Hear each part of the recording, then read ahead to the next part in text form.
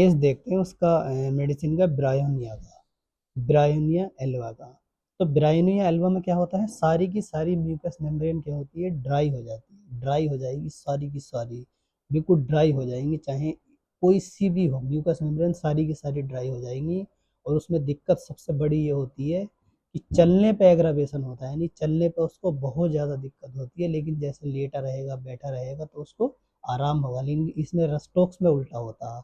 Rhus tox में क्या होता, कि रस्टॉक्स में चल रहा तो उसको आराम है, लेकिन लेटेगा बैठेगा तो उसको दिक्कत होती है ना। तो ब्रायोनिया में क्या होता है कि बहुत ज़्यादा अगर चलेगा फिरेगा तो उठा ही नहीं जाएगा, जैसे ओल्ड में अर्थराइटिस हो जाती है, या फिर क्या बोलते हैं कुछ भी गाउटी टाइप हो जाता, तो उसमें आप सोच सकते हैं एक बार एज ए एग्रावेशन या एम्लियोरेशन के बेस पे अगर देना चाहें मेडिसिन, तो उसको आप ब्रायोनिया भी दे सकते हैं कि उसको दिक्कत हो रही है कि चलने से और बैठने से उसको आराम मिल रहा है या लेटने से आराम मिल रहा है, लेकिन उसका पेट भी कंस्टिपेशन बहुत हाई होगी। कंस्टिपेशन के लिए बहुत अच्छी मेडिसिन है, कंस्टिपेशन में आप यूज कर सकते हैं, क्योंकि म्यूकस मेम्ब्रेन ड्राई हो गई, सारी की सारी म्यूकस निकल ही नहीं रहा, सारी की सारी चीज़ें ड्राई हो गई, तो आप इसका कंस्टिपेशन के लिए आप सोच सकते हैं।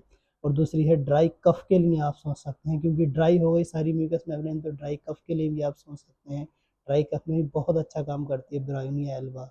तो स्पेशली जो है कफ में यूज कर सकते हैं जब ड्राई हो, स्पेशली क्योंकि म्यूकस मेम्ब्रेन ड्राई हो गई है, तो आप इजीली उसको कफ में यूज कर सकते हैं। और खांसी में बहुत ज़्यादा यूज होती है।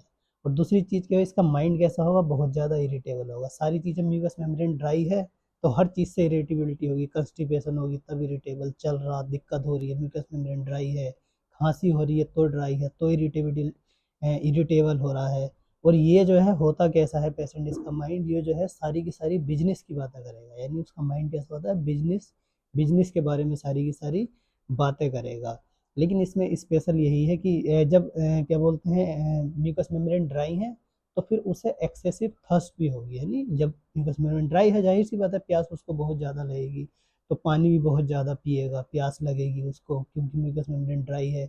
और ऐसे पेशेंट होते क्या हैं कि पानी बहुत कम पीते हैं ना, तो उनसे बार बार पूछना होता है कि कितना पानी पी रहे हैं आप, कितना नहीं पी रहे हैं।